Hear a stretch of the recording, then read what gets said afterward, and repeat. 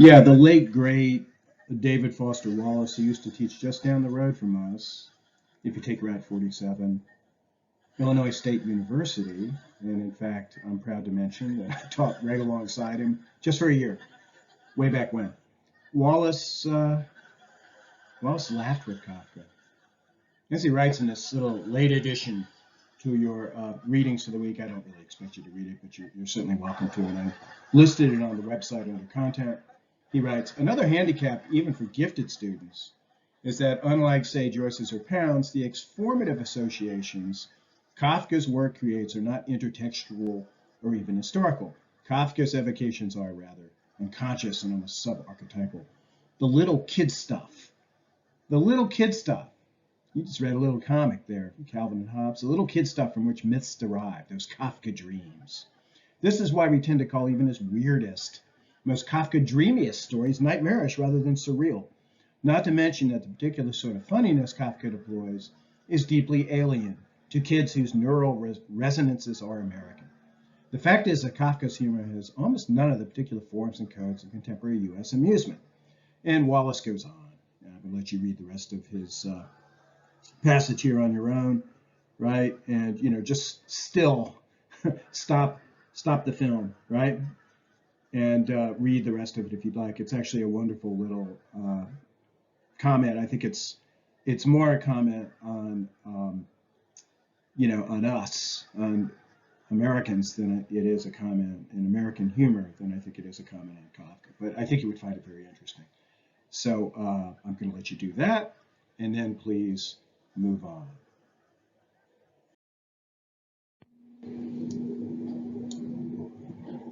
Okay, so theme versus topic. Yeah, no more of the laugh track. Maybe you've had enough of that. Theme versus topic with plot thrown into the mix. Aaron wrote, theme, quote, is a way of giving a story meaning and substance instead of just being a recounting of events without a point. Absolutely. Another way of putting this same point, employing some of the language that we've used in the past, as well as some of these new terms. Number one, the topic is what we get in hand when moving beyond mere story. You saw that one coming. We begin working out. You saw this one coming too. Plot. We're reading along in a story. It's the metamorphosis. And it suddenly dawns on us, Gregor alone in his room and unhappy. Oh, so this is a story about loneliness, right? Now that's a statement of topic. It's not a statement of theme. Number two, on the other hand, the theme is what we have in hand when, all these hands, right? Moving past story, we have finished working out the plot. A statement of theme is, in so many ways, the product of, in fact, a full consideration of all the cause and effect relationships in a story which constitute the plot, and a full consideration, which is to say you allow the logic to operate, you arrive at a conclusion. And this is the conclusion. Oh, this is the moment. Oh, so this is what this story, text, author, whoever, whatever agent is responsible for this bit of discourse. So this is what the story is saying about loneliness. It's what it's saying about loneliness, which is what it's about. It's about loneliness. This is what it's saying about loneliness. This is the theme. Yes, the topic is what the story's about. The theme, what it says about what it's about. I want this to just be second nature to you. You just got this straight. The topic is what the story's about. That's what it's about, the story. It's about loneliness. It's about other things, right? As you're going to see, I think we had a range of things we thought the story was about. We also have a range of things that we imagine that it's saying about that which it's about. The theme, what is the story saying about what it's about? That's the theme. That's a statement of theme when you say what you think the story is saying about what it's about, its topic. Now, it's easy to confuse theme and topic. I think we've already seen that. A theme can be defined as an author's recurring idea of the main topic in a narrative. Writes Tiffany, the theme of The Hunger Artist is the hunger artist does what he does because it's easy to him and he wants wants more than anything to have the people see the troubles that he endures from his spectators about fasting. Perspicuous in all phrase, but that's more a statement of plot than of theme, let alone topic than theme. It's very easy to make this mistake, to mistake topic for theme. Quote, one of the main themes of this story comes in the form of isolation or loneliness and is described by the hunger artist in multiple instances throughout the story. That's Azariah. Again, quite well said. But to put an abstraction such as loneliness on the table, loneliness or isolation, is to present a topic. That's what we do when we say what the story is about. It's about isolation. It's about loneliness, right? That's a statement of topic. It's not a statement of theme. Ellen and Monica collaborated, as it were, on a refinement of some previous statements of topic when they wrote, quote, he hoped to be as famous as he once was. He wants more than attention, a signifier of loneliness. He wants acclaim. Excellent, again. But that is a statement of topic that is here refined, not a statement of theme. Maria, Carly, and Monica, it's all about novelty, the contemporary human craving thereof. Maria, quote, how short our attention span. Carly introduces two new topics, the perversity of the crowd and death. Again, topics, so well noted, so well discovered, but not themes. Now, should we not distinguish? Should we not discover? Should we not state topics? Of course we should. But when we're stating themes, when we are, in fact, arriving at formulations of themes, we want to, in fact, formulate the theme and not just restate the topic or redesignate, respecify, or just simply repeat, the topic. Somebody says, what's the theme of that book? Well, it's loneliness. And you say, well, loneliness, that's the theme? It's, what's the point though? It's loneliness. You see, that's not an answer to what's the point, right? I mean, going back to that characterization of what a theme is, it's the author's recurring idea of the main topic in a narrative. Now, not the main topic. Not the idea, yes, and not so much recurring idea as the idea that is thoroughly implicated in the unfolding of the story and the plot of the story is the theme that we get at the end. Here, Joanna quoting the glossary in exemplary fashion. Theme is a general idea, insight, not just a topic, but an insight into the topic. It's what's being said about that abstract issue or that abstract thing. We're going to get to issue here shortly. Probably shouldn't have put that on the table just now, right? Its position on an issue is, in a sense, a theme, right? The theme is the general idea or insight, as it were, into a topic, not a statement of the topic itself. Joanna notes, quote, the toxicity of pride. That strikes me as, it's not put in the typical form in which we put a statement of theme, but it's there, right? Pride poisons. Now, I mean, you might be able to go back and say this about some of the previous statements that I've suggested are statements of topic. The theme is loneliness. I mean, it's obviously that we turn that into, I said, no, it's more the statement of topic.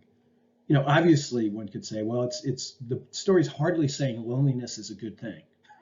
So in a sense, your statements of topics, many of them were in fact, I think had buried within them some sense of the theme, right? Although often we want to go beyond just thumbs up or thumbs down with respect to specific topics, right? Toxicity of pride, this kind of quality of poison, right, is a little bit more specific than just putting pride, put our thumbs down, which might actually happen rhetorically, I think, sometimes when people mention a topic, they kind of imply a certain position on the topic. But for the most part, when they mention a topic, when one asks you to describe a topic, you want to just say that sort of neutral thing that the story is about, right? As opposed to any particular position it might be taking on that thing, or some insight into that thing, right? With respect to metamorphosis and its theme, Chris, I think, agrees with Joanna when he writes, Kafka displays a case of, quote, death by ego. The ego kills. Declan, also quoting Abrams, the glossary, Abrams and Horpham, begins by citing a topic, pride, but works his way towards a fuller statement of the same theme. Pride disappoints, entrances, kills. And I see a consensus developing as I read through your responses, right, and your comments on the responses. Aaron concurs. It's a story about, quote, the harmfulness of pride. Ironically, Aaron points out, his pride is what strips him of fame and glory.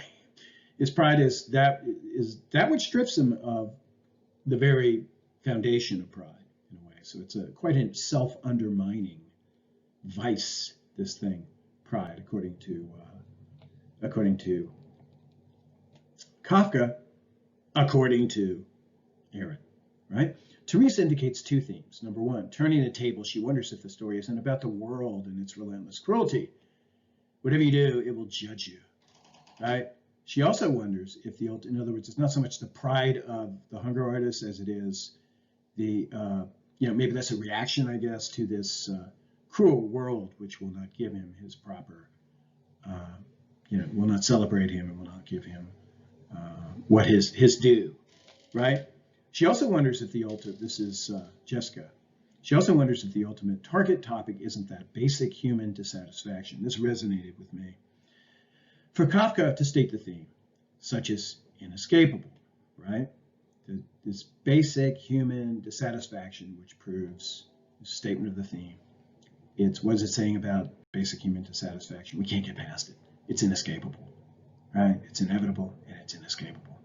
Nobody dies happy, right? According to this sense of what Kafka's up to in this story. Caitlin concurs on the question of the topic. It's about guilt or self-hatred. Chris, by the way, introduces the topic of art, which I thought was nice given the title. Art has to be on the table, doesn't it, as a topic? The hunger artist. And Jessica explores this topic as a theme. Doesn't the hunger artist, quote, harness the ego to create outside himself, as do all artists? She wonders whether we're right when we say he's this pride, arrogant guy. Once again, I think, it's not as though she doesn't see. I don't think I'm putting any words in Jessica's mouth. I don't think that she fails to see that there are moments in which he's exhibiting a certain amount of ego. But I believe she sees it as, a response to mistreatment. Isn't accordingly, Therese number one, correct? This isn't the first of her two. Isn't the central topic that of society, what Therese calls the world, here presented as an ungrateful one? See the theme. Society brutally neglects its artists. In the story, here I'm using that story more loosely, thematically speaking, indicts society even more than it celebrates artistry, is I think the conversation that would ensue quite conceivably between Therese and Jessica, who share a sense with Chris that art's big, but maybe there's something that's bigger in this book, okay? Which is, think of that crowd at the end of the story, right? Watching the, so delighted by the, by the wild animal put into the cage, which is, I think, an interesting ending, right? And it's as though the hunger artist, the crowd there, they don't ever want to move away. I think it's the closing line of the story.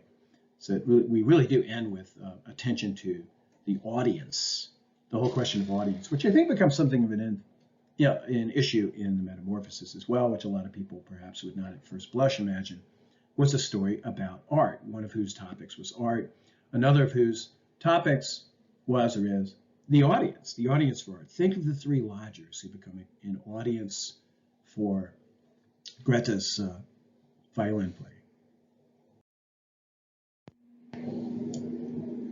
So moving on to the Metamorphoses, this is a big Kafka day, right? What's the Metamorphosis about? What's its topics? What does it say about what it's about? What are its themes? Monica names, quote, appearance as a theme. I'd call that a topic. Sarah names other toy boy. It's just a Latin term for topics, plural. Other topics, quote, mental illness, family's inability to cope, and survival. Sarah names mental health acceptance. Reese agrees, but also notes family. And Reese's not alone in mentioning family as perhaps a topic independent of the mental health topic. And you can see how this is a little bit different from what we were talking about in the case of the hunger artist. Tiffany concurs. We don't really have the hunger artist as family, do we? So this makes sense. Tiffany concurs while also mentioning character development, as does Monica as she goes on, under the rubric lack of sympathy. When, quote, Gregor is no longer of use to the family doesn't want to deal with them anymore. Michael generalizes beyond the family. I think that the theme of this story is sympathy, human sympathy, and how it can dissolve over time, which I think is interesting. To even generalize beyond family. I don't know that Michael will reject the notion that the family is also one of the targets, one of the topics, right? But as a statement of theme, he wants to go a little beyond simply the family. It's more than this story, this plot, this work does more than simply offer a critique of the nuclear family. It wants to talk about, whether you're a member of a family or not, just people. Ellen also addresses this topic, and she investigates the plot, as plot. In so doing, quote, for me, the two overarching themes in the Metamorphosis are burden and sacrifice. Chris curiously came up with the same phrase, sacrifice and burden. Quote, the ultimate sacrifice happens when Gregor dies to alleviate his family of the burden of taking care of him. Ellen traces the way sacrifices lead to sacrifices. Gregor sacrifices himself takes up the burden of his family to the point that he becomes their burden. They end up having to support him. And one of the ways required is to take in the lodgers, who of course both demote this formerly middle-class family to the condition of servants. They must sacrifice, speaking of sacrifices, their social position, and who in short order demand Gregor's removal. Itself a sort of sacrifice. It's a sacrifice upon sacrifice, right? The plot of this story is sinuously ironic, it seems to me. Jason also gets into the question of burden and sacrifice, calling attention, or did I already mention Jason? No, Chris. Calling attention to Gregor's ultimate decision to, quote, let go. A number of you mentioned this as a means of saving his family. Agreeing with many of her classmates on the question of topic, Joanna also takes a step required rhetorically to signify that one's talking about theme independent of topic. The Metamorphosis is a depressing tale that warns us of the extent of familial bonds, or lack thereof. It's a common saying that friends have temporary, families forever. Obviously, this is not the case in this particular story. Joanna points to the, quote, Darwinistic nature of everyone in this story. Aside from Gregor, is a question that occurred to me, or Gregor too. She points to the Darwinistic nature of everyone, the radical form of selfish individualism on display. And I think that's an interesting way of getting a little bit past family as well, right? Really, the topic becomes, according to Joanna's reading that we just had on the table, it becomes this, power of individual appetite. I think there's so many scenes of eating, especially Gregor's eating, of course, but not just Gregor's eating, dining, having lunch, having dinner. Just happens a lot. Food plays quite a role in this story, right?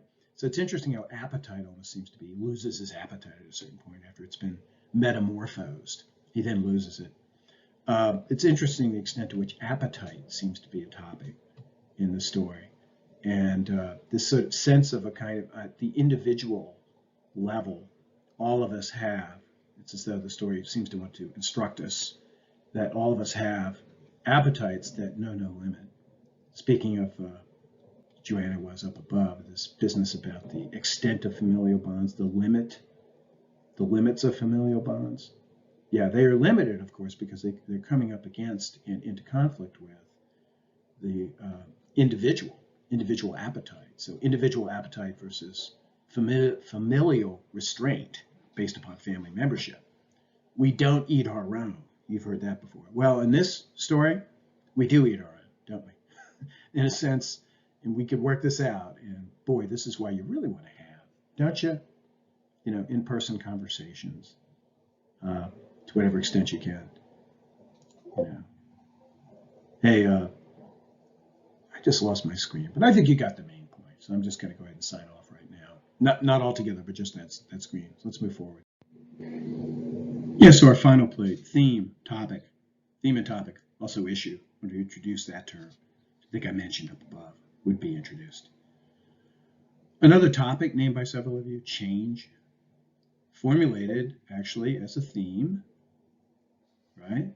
Can it be? Yeah, of course it can. Quote, not all people accept the change well and adjust to it easily. That's the theme of the story, according to Jason. According to Maria, physical transformation guides medical transformation. Sorry, not medical, mental. We don't have any doctors, which is interesting. Interesting how they never called the doctor, right?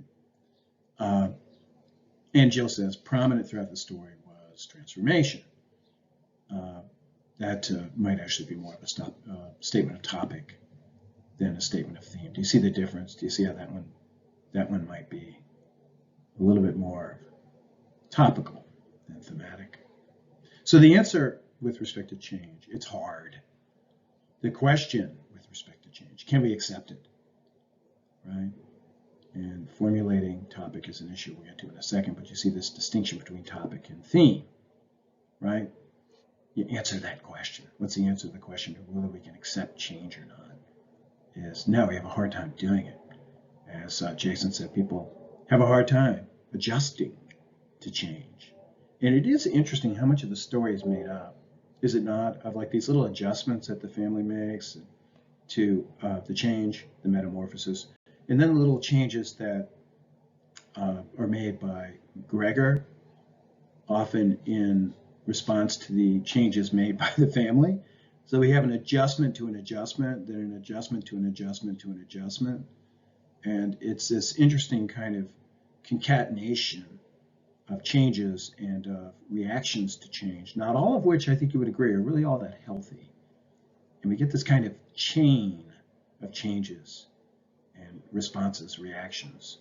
And the logic of it is the plot of the story in so many ways, right? But anyway, back to the question of issue, which I say back to. All we've done is put it on the table a couple of times without actually treating it.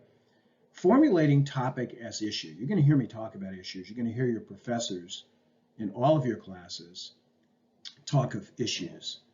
And they will say, well, what's the issue at hand here, right? What issue are you treating in this paper? I don't know that you've named the issue, the best issue. The better issue than the issue that you address is this issue. So what are they talking about when they use that term, right? Well, let's approach it by way of topic. Formulating topic as issue, the topic being change. The issue is, just another way of talking about a topic, really, more interrogatively. The issue is whether we can accept it, or whether humans have, according to Kafka, a fundamental dislike of change. Whether when things are all satisfactory, we like them to stay the way that they are, even when we see beckoning to us in the immediate horizon around us a perhaps better condition of things. We fear change, and we distrust, even strong promises of positive change, favorable change.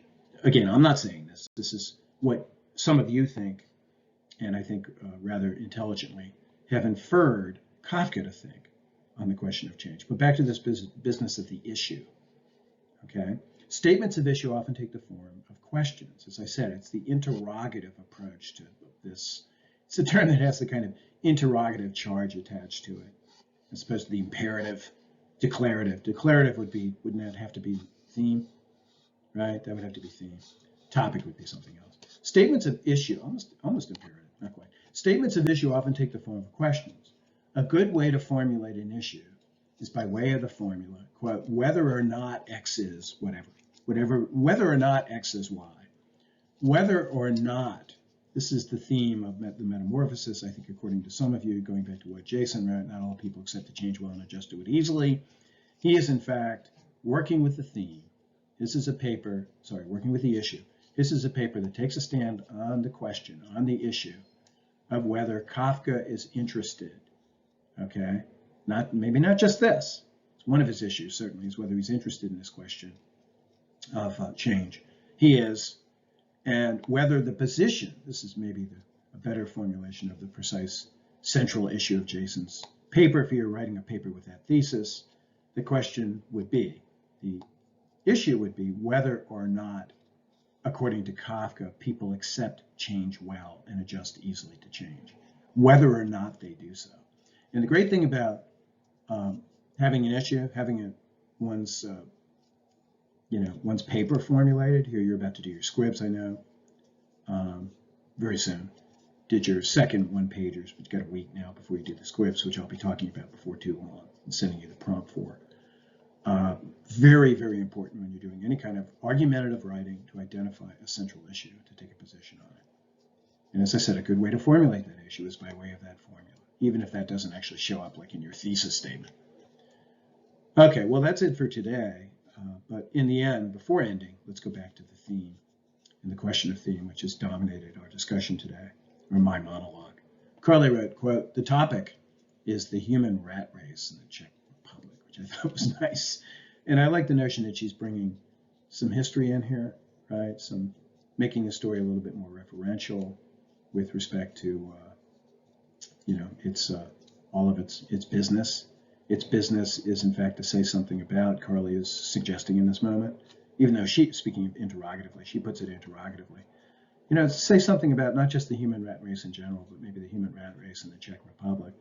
And what one could do is look, we know so well, do we not at this point? One could look to the setting, look to the setting and look to the elements of setting that are present in the story and look to see whether some of them, okay, help to situate the story, okay, help to set the story in a specific spatio-temporal frame, also known as a place, a particular time. The Czech Republic in early 20th century, when in fact bureaucratic capitalism and the state with a big S had become a huge part of what it meant to be a human being in Europe, right? You're living in a city and you might just have a government job or a business job, such as Gregor has. Kafka loves people with government jobs. He has a number of other of his heroes have government jobs. But yeah, the topic is the human rat race in the Czech Republic. Carly wonders, Gregor's having been, quote, "a tool to boss without brains or backbone," which was a nice quotation from the text. And of course, that's what Gregor says about someone else, okay? It's not what Gregor, it's a timekeeper. It's not what Gregor says about himself, but you wonder whether it doesn't pertain to him. And Carly wonders, well, Gregor might have once been an optimistic young man, but his lifestyle has transformed him into a drab, unhappy man. Could his metamorphosization, or just plain old metamorphosis, be an external version of the person Gregor had become on the inside, transformed into such by, in fact, that human rat race in which he lives and works? And I actually think that's a huge part of the story, and I'm very happy to end on that statement of theme. Topic, theme, topic. I think we have both here. So I'll see you guys next week at this time. And in the meantime, you're going to hand in your second pager. And of course, you're going to get a prompt from me. We're going to do our usual business, but you also get a prompt from me actually this weekend on the 2-pager. It's just 2 pages. It's really, don't be afraid of it. The squib. The squib is just a 2-page essay. So it's really going to be something that's going to follow very naturally from what you've been doing. And you'll probably enjoy it because it gives you a little bit more room. Those 1-pagers they're bears, because you got to leave out so much, right? 2-pagers are a little bit better. Okay, so have a good weekend. Bye-bye.